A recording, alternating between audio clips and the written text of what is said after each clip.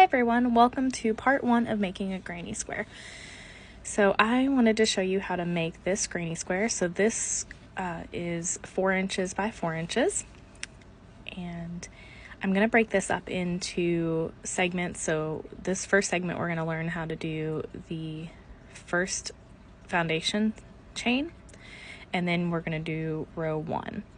So this is going to actually be 4 parts. So on part 2, you'll learn how to do the second row. Part 3 will be the third row, and part 4 will be the final row, as well as finishing it off. Now you can keep going after this. This will just get you the foundation. You can keep going and making it much bigger, or you can make small granny squares and stitch them together like I'm going to do with one of my projects. So for this project, I am going to be using Big Twist yarn. This is in the color soft gray, and it is a medium 4 weight yarn. I'll also be using a 5mm crochet hook, and then this is optional, but I like it is having a stitch marker, and if you don't have a stitch marker, you can use a bobby pin. So there's a couple different ways you can begin your granny square. So for this example, I'm going to do a slip knot and then chaining.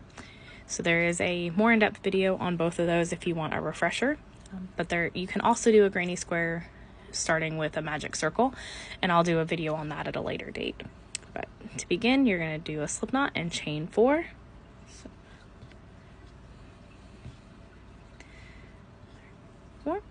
And then you're going to do a slip stitch into this first chain that you created. So to do a slip stitch, you're going to take your hook and go into that first stitch so that you have 2 loops on your hook. You're going to yarn over and you're going to pull through both loops.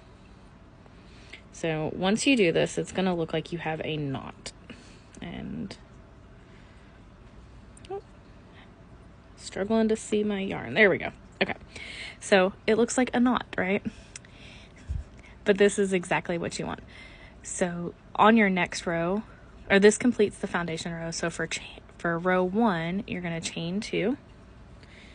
And then this is where your stitch marker comes in handy. So if you're going to use one, you're going to want to mark this first stitch here. Just like that. And then slide it out of the way. But then you're going to do a double crochet.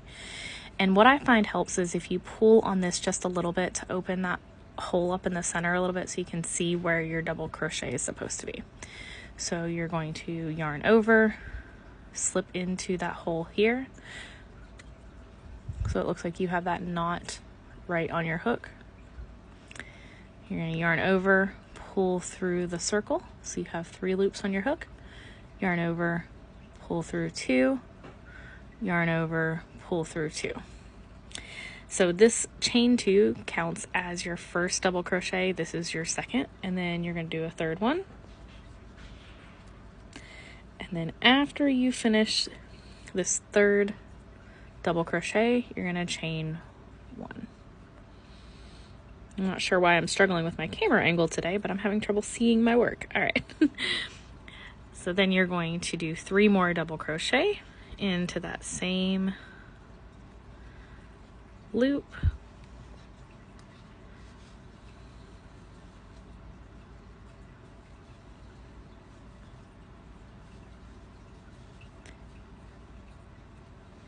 All right, and then you're going to chain 1. So you have 2 clusters of 3 double crochet.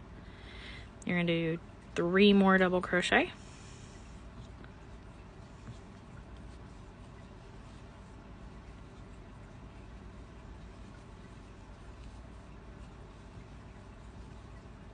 And then chain 1, and then this is your final cluster of 3 double crochet.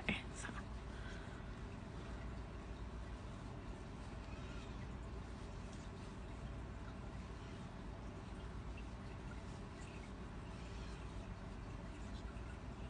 Okay, so before we finish this row off, just to recap, we have our chain 2 that we started with, 2 double crochet, a chain stitch, then you have 3 double crochet, a chain stitch, 3 more double crochet, chain stitch, 3 double crochet, and then you guessed it, a chain stitch. And then what we're gonna do is we're gonna slip into the stitch that we marked with that stitch marker. Now I'm gonna remove the stitch marker and show you what I like to do. So I like to push my work up like this where I can really see that V, and I slip my crochet hook into the V. Let me get my yarn out of the way so you can see it. And so I pick up that first loop and then I push through to grab that back loop too. So you're kind of getting 2 loops on your hook. So it looks like you have 3 loops. And then we're going to do a slip stitch. So let me pick my yarn back up here. Maybe it's running away from me. There we go. So you're going to yarn over and pull through both of those. So you have a circle right now. So I'm going to pause here for a second and mark my stitch and then talk a little bit more about this first row.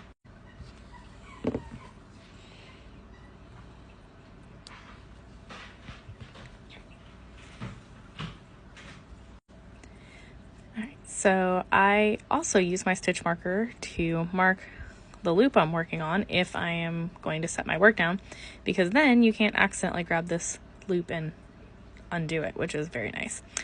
So I'm going to slide that out of the way for now.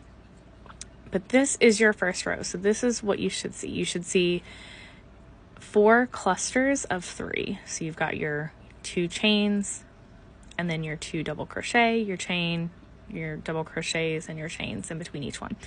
So it should look like a circle, which doesn't make a lot of sense when you think you're making a square, but that's perfectly, you're on the right path for the first row. So when you make your second row, you'll be adding more chains or more double crochet into these, and it'll start looking like a square on the next row. But that is what you should be looking like so far, just a little disc. So please let me know if you have any questions. I'm happy to make some more in-depth videos if needed. I'll be posting the rest of the videos over the next couple of days. So there'll be 4 parts in total until we finish the granny square.